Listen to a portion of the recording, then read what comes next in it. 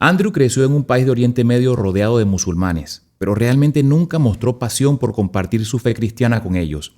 Sin embargo, eso cambió cuando un musulmán acudió a su iglesia y le preguntaron a Andrew si podía hablar con el invitado.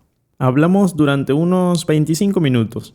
Yo tenía muy poco conocimiento del Islam y de la Biblia.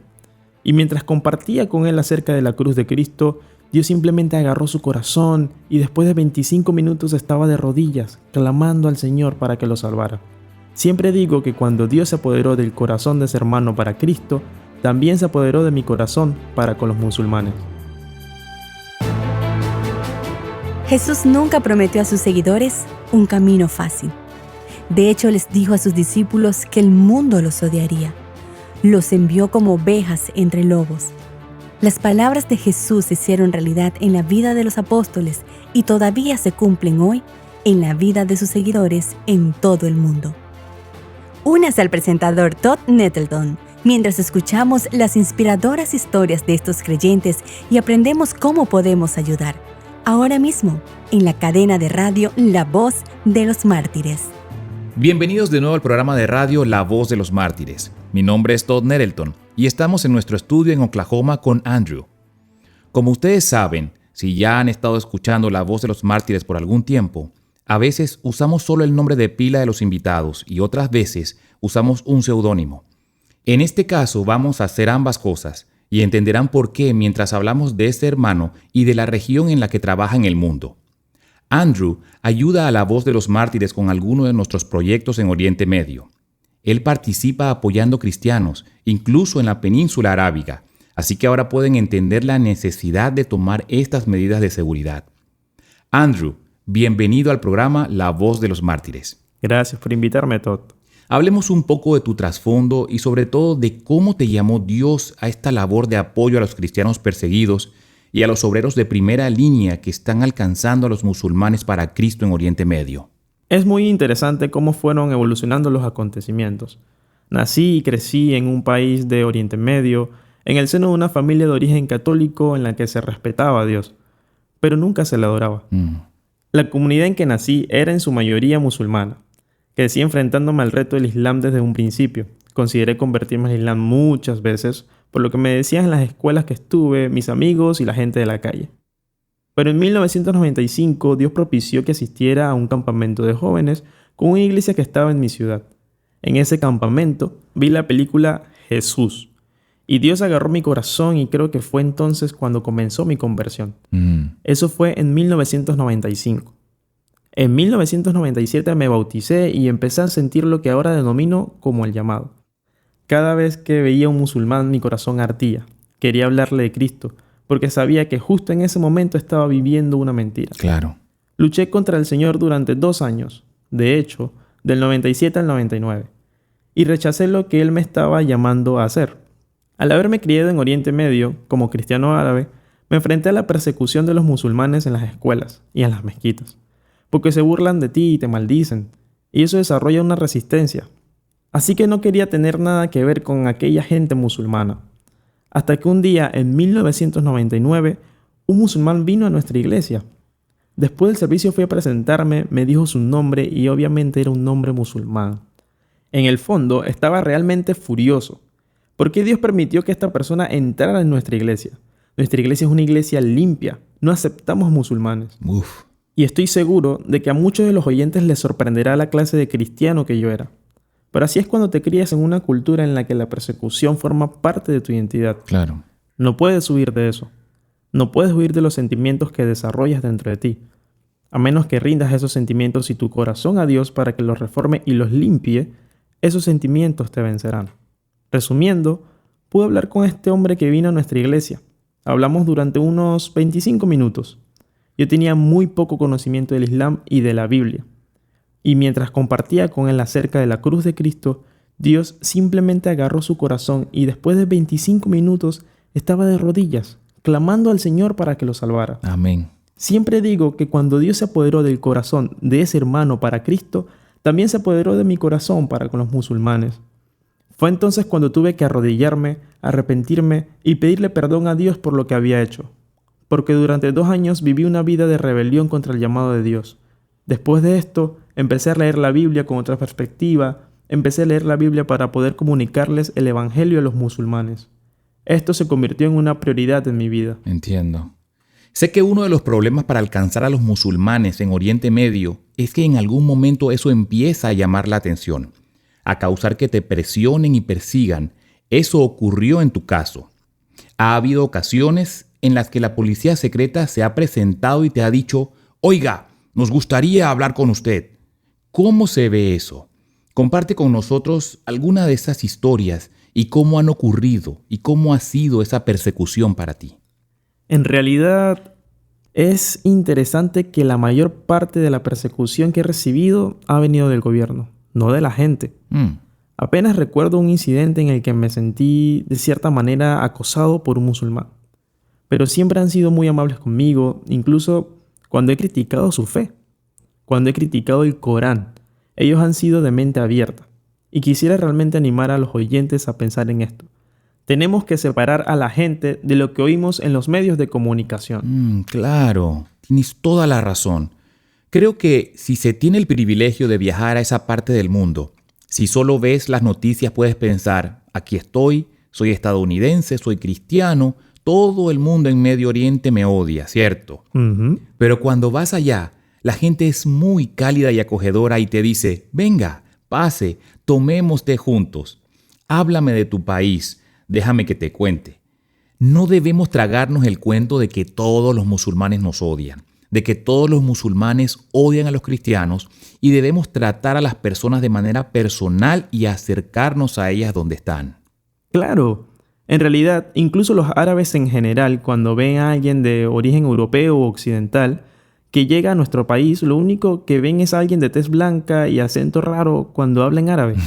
No ven en esa persona un signo de dólar, ni la oportunidad de que muera, ni nada por el estilo. Lo que me pareció realmente interesante después de terminar mi carrera es que el Señor me llevó a una parte de Oriente Medio donde pude ejercer mi profesión y al mismo tiempo era prácticamente el único cristiano en esa zona. Pude compartir el Evangelio con mucha gente y todos estaban dispuestos a escuchar. Todos estaban dispuestos a considerar lo que yo decía. Las oportunidades se abrían una y otra vez. Durante ese tiempo, solo hubo una ocasión en la que un jeque musulmán me escupió y me echó del lugar solo por ser cristiano. Oh, wow. Pero unos meses después, mientras trataba de ayudarle en una situación en la que se encontraba, nos hicimos muy buenos amigos y empezó a invitarme a desayunar y almorzar juntos. Qué bien. De hecho, una vez me preparó una cena que ha sido una de las mejores comidas que he probado en mi vida. Estaba deliciosa. Empezamos a divertirnos mucho juntos y a pesar de la diferencia de edad, teníamos una relación estrecha. En un momento dado en el que estaba compartiendo conmigo, me dijo que el Islam no es terrorismo y que es una religión pacífica. Cuando la gente me hace estas preguntas, no me importa hablar del Islam con ellos. Mi objetivo final es compartir el Evangelio de Jesucristo y eso hice. Empecé a hablarle de la yihad y el cristianismo, porque la palabra yihad significa literalmente lucha, y la tenemos en diferentes partes de la Biblia árabe. La Biblia árabe utiliza la palabra yihad. Le hablé de la yihad cristiana y de cómo vemos la yihad como una lucha contra el pecado y contra el mal de este mundo. Le hablé del Salmo 22 sobre la yihad que Cristo tuvo que atravesar en la cruz y todas las luchas por las que tuvo que pasar. Claro. A ese hombre le brotaban lágrimas mientras escuchaba. Por eso supe que Dios estaba obrando en su corazón. Amén. A medida que la guerra y el ministerio crecían en esa parte de Oriente Medio, la policía secreta empezó a escuchar, a enterarse de lo que yo hacía y empezaron a buscarme. Wow. Recuerdo que un día me pasaron a buscar al lugar en el que yo solía trabajar. Me recogieron y me llevaron a su oficina. En el camino les dije: ¿tienen una orden judicial para arrestarme? Claro. Me pidieron la computadora portátil y también les pregunté: ¿y tienen una orden judicial para llevarse mi computadora portátil? El conductor me miró por el espejo retrovisor y me dijo: «Hombre, has visto muchas películas americanas. En este país no necesitamos una orden». Y ni pregunte por la orden judicial. Sí, en todo caso, para hacer la historia corta, comienzan a buscarme con regularidad para ser interrogado. Nunca me han acosado físicamente, pero sí en muchos otros niveles. Y casi siempre he tenido la oportunidad de compartir el Evangelio con esas personas. Qué bien. Un día me preguntaron si repartía Biblias y dije: por supuesto que sí. Quien me estaba interrogando me dijo que eso era ilegal. Y yo le dije, no es ilegal. No hay nada en la Constitución que diga que no se pueden distribuir Biblias. Y añadí, si quiere puedo enseñarle la Biblia que reparto. No es algo que debe tenerle miedo. ¿Cómo me la va a mostrar?, me dijo. De hecho, tengo Biblias en el automóvil, le respondí. Me dejó ir al coche. Tomé algunas Biblias y se las di a él y a otros oficiales. Muchas veces me han preguntado, ¿qué le dice a la gente? ¿Qué les dice a los musulmanes cuando va a sus casas, a donde viven? Y es una oportunidad maravillosa para compartir el evangelio con ellos. Claro. Oiga, déjeme contarles, les diré exactamente qué es lo que les digo. Sí, y tuvieron la oportunidad de escuchar el evangelio una y otra vez. Un día, cuando estén ante el trono, no tendrán excusa ante el Señor, porque ya han escuchado el evangelio. Así es. ¿Cuál era su miedo o por qué estaban detrás de ti?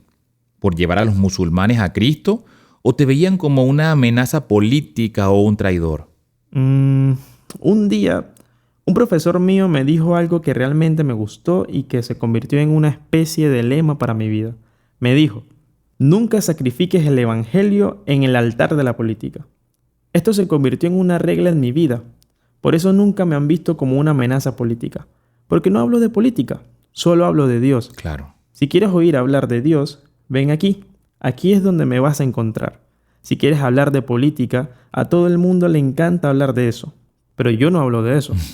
No puedo decirte cuáles son sus motivaciones, pero lo que me dijeron es que saben que cuando se predica el evangelio, cada vez más gente abraza la fe.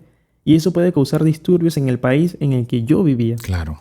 Temen por el clima político y los musulmanes radicales. Yo sigo diciéndoles, ese es su trabajo.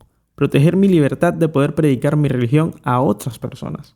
Principalmente buscan seguridad, pero no sé si tienen otras motivaciones. Claro. ¿Y cómo te preparas para afrontar un reto así? Si la policía se presenta en mi puerta y me arresta, creo que me asustaría un poco y pensaría, ¿qué está sucediendo? ¿Qué me va a pasar? ¿Cómo voy a afrontar esta situación?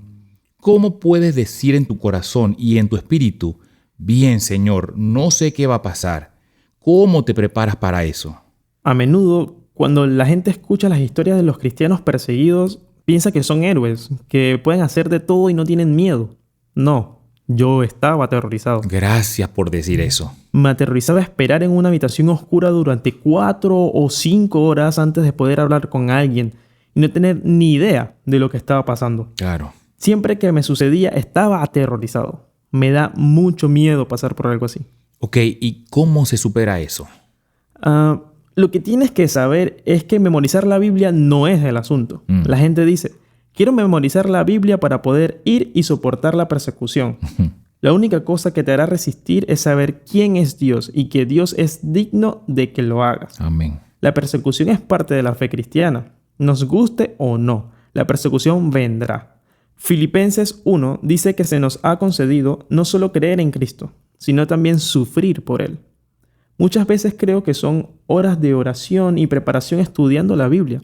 Conocer más a Dios, saber quién es Dios, no solo saber de Dios, sino saber quién es Él. Así es. Él es el único que puede sacarnos adelante. Estaba muy asustado. Y cada vez que voy me da mucho miedo. Cuando viajo a naciones restringidas y hostiles, en el aeropuerto estoy asustado.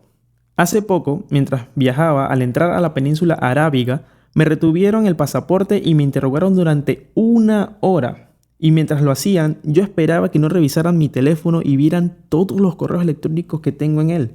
Ni revisaran mi equipaje y vieran la literatura que llevaba conmigo. Claro. Tener miedo no es el problema. El problema es dejar que el miedo te controle en lugar de que te controle la realidad de quién es Dios. Así que 4 o 5 horas en una habitación oscura en la estación de policía. ¿Qué haces durante esas 4 o 5 horas? ¿Tratas de recordar las escrituras, horas o enloqueces? Recuerdo que después de la primera o 2 primeras horas, te olvidas de todas las escrituras que has memorizado, hermano. En lo único que reflexiono es en las cosas que he estado haciendo en los últimos meses, o las cosas que me puedan plantear y cómo puedo responderles sabiamente.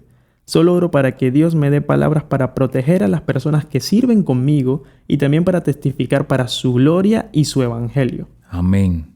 ¿Cómo ha contestado Él esa oración? Porque la Biblia promete, La Biblia dice, no se preocupen por lo que van a decir, se les dará lo que han de decir. Por supuesto. ¿Cómo ha cumplido Dios esa escritura en tu vida?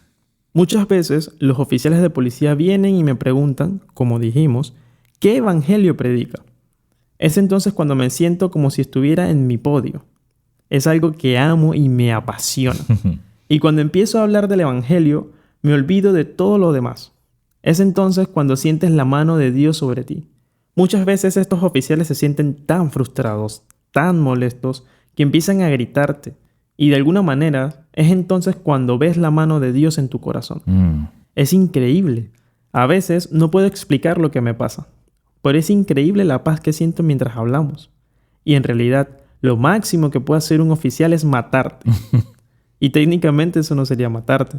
Sería solo cambiar tu dirección. Así es. En lugar de vivir, digamos, en Oklahoma, irías de vuelta a casa con el Señor. Amén. Y eso es lo mejor que alguien puede hacer por ti. Así que Dios ha estado respondiendo y propiciando oportunidades. E incluso, esas horas que he tenido que pasar en una habitación oscura, después de eso sé que habrá oportunidades para compartir el Evangelio. Qué asombroso testimonio de la veracidad de las Escrituras. Lo que las Escrituras dicen que va a suceder, sucede. Y sientes esa paz, sientes esa sensación de la presencia de Dios. Ya has respondido a esta pregunta, pero ¿cuáles son algunas de las bendiciones que se derivan de la persecución? Has hablado de la presencia de Cristo y de la paz que sientes en esas situaciones. Tal vez pensando en algunos de los hermanos y hermanas con los que trabajas allá.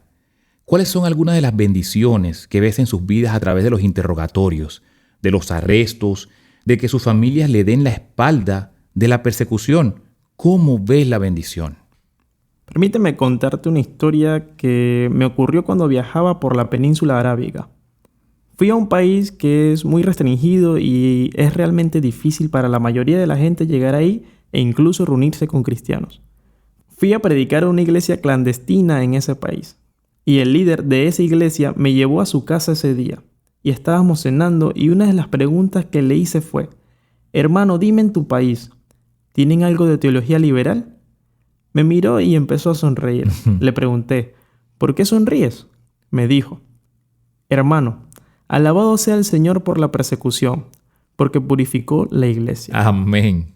La persecución purifica la iglesia. Si no eres un verdadero creyente, una rama que permanece en la vid de Jesucristo, no puedes soportar la persecución porque no hay nada digno por lo que tengas que sufrir. Así que la persecución realmente te ayuda a distinguir lo bueno de lo malo, al verdadero creyente de los que no lo son. Porque nadie va a ser perseguido por algo que no cree. Considero que uno de los impactos más fuertes de las bendiciones que trae la persecución es que purifica la iglesia. Así es. Lo segundo es que ayuda a los miembros de la iglesia a acercarse unos a otros. Cuando solo cuentas con 5 familias y sabes que son familias que han pasado por persecución y han perseverado, sabes que tienen una fe genuina y esas son las personas a las que quieres dedicar tu vida. La persecución fomenta las relaciones en la iglesia y hace que la gente confíe más en los demás. Sé que puedo extenderme más, pero la persecución, si se ve desde una perspectiva bíblica, es una bendición. Nunca es una maldición. Ok, hablemos de la península arábiga. Y como mencionaste, estos son países que están muy restringidos, muy cerrados al evangelio y sin embargo, la gente está abrazando la fe en Cristo. ¿Cómo está sucediendo eso? ¿Cómo está llegando el evangelio más allá de todas esas barreras y penetrando los corazones de la gente? Desde el año 2000 hasta hoy, hemos visto a más musulmanes llegar a la fe que en ningún otro periodo de la historia de la humanidad. ¡Wow! Nunca hemos visto un movimiento de musulmanes abrazando la fe como el que hemos visto en los últimos años. Alabado sea el Señor. Alabado sea el Señor. Creo que los medios de comunicación juegan un papel muy importante. Las estaciones de radio creo que empezaron primero. Y he visto a muchas personas que han llegado a la fe y se han convertido en ministros y evangelistas a tiempo completo en sus países debido a las estaciones de radio, televisión e internet. Creo que empieza cuando las personas oyen hablar de las estaciones de radio cristianas o canales de televisión cristianos y empiezan a interesarse. Al principio suelen enfadarse porque no es lo que les han enseñado. Claro. Se enfadan porque piensan, ¿por qué critican el Islam? Y cuando Dios empieza a trabajar en sus corazones se dan cuenta de que, espera, un momento, esta gente tiene razón. Ujú. Empiezan a estudiar y es entonces cuando las cosas empiezan a cambiar en ellos. A veces abrazan la fe. A menudo se encuentran con otros creyentes locales o con misioneros internacionales. Y esos misioneros comparten el evangelio con ellos y llegan a la fe. Creo que los medios de comunicación han sido una de las mayores herramientas que Dios ha utilizado, especialmente en Oriente Medio, en la región del norte de África. Esto unido a los esfuerzos de los misioneros que están en esa parte del mundo. Totalmente. Pero, ¿qué tan abiertos son los musulmanes de la península arábiga? O sea, ¿qué tan devotos son del Islam? ¿Son musulmanes porque han tomado la decisión? Sí, creo que esto es verdad y quiero seguirlo. O a menudo son musulmanes porque mi padre era musulmán, todos los que me rodean son musulmanes, así que yo también seré uno. No se puede separar el Islam de la cultura. Son dos cosas que van juntas. En realidad, no se puede separar ni siquiera de la política, porque estas cosas juntas son básicamente la Santísima Trinidad en el Islam. Vienen juntas. No se puede ser musulmán sin vivir como musulmán. Y no se puede ser musulmán sin buscar un poder político que respete el Islam y la Sharia. Es muy importante que los occidentales entiendan eso. En Estados Unidos existe el concepto de la separación entre iglesia y Estado. He intentado decirle a la gente que no hay separación entre mezquita y Estado. ¿No? Todo está junto. Sí. Ahora hay algunos reformadores musulmanes, que están tratando de hacer una separación. Pero ese no es el punto de vista de la comprensión tradicional histórica del Islam. Siempre han estado unidos.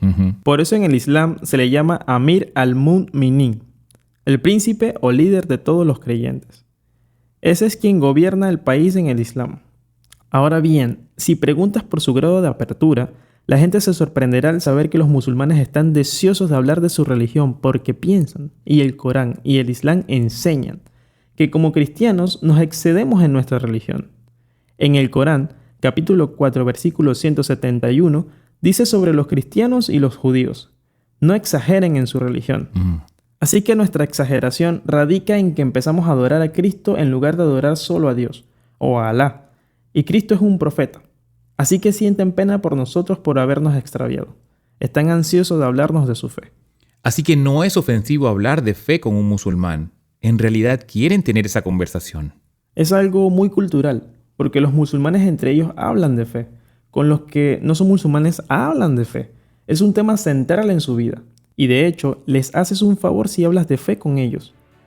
Para una mente occidental, lo que voy a decir es un poco raro. Pero para los musulmanes, hablar de fe es un tema para romper el hielo. Hoy hemos estado hablando con Andrew. Ese no es su verdadero nombre, pero hemos protegido su identidad por su seguridad.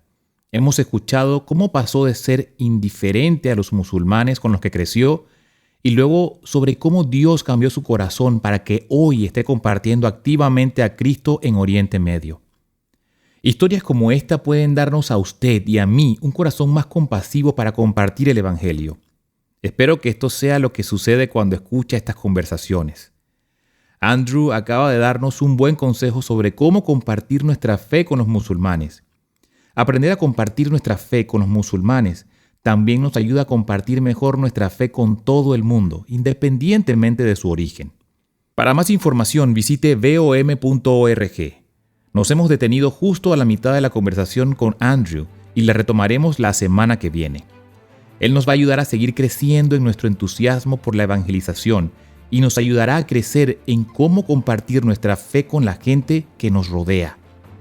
Espero que regrese para escuchar esta parte de nuestra conversación la próxima semana, aquí mismo en la cadena de radio La Voz de los Mártires. ¿Le gustaría conocer más acerca de sus hermanas y hermanos cristianos que son perseguidos por causa del nombre de Cristo? Puede descubrir cómo orar por ellos al registrarse hoy en vom.org/inscripción. Cada semana recibirá una historia sobre los miembros perseguidos de nuestra familia cristiana, así como una petición de oración específica para que ore con su familia. La Voz de los Mártires ha estado sirviendo a los cristianos perseguidos en los campos misioneros más difíciles y peligrosos del mundo durante más de 50 años. Por favor, regístrese ahora en vom.org/inscripción para descubrir cómo puede orar.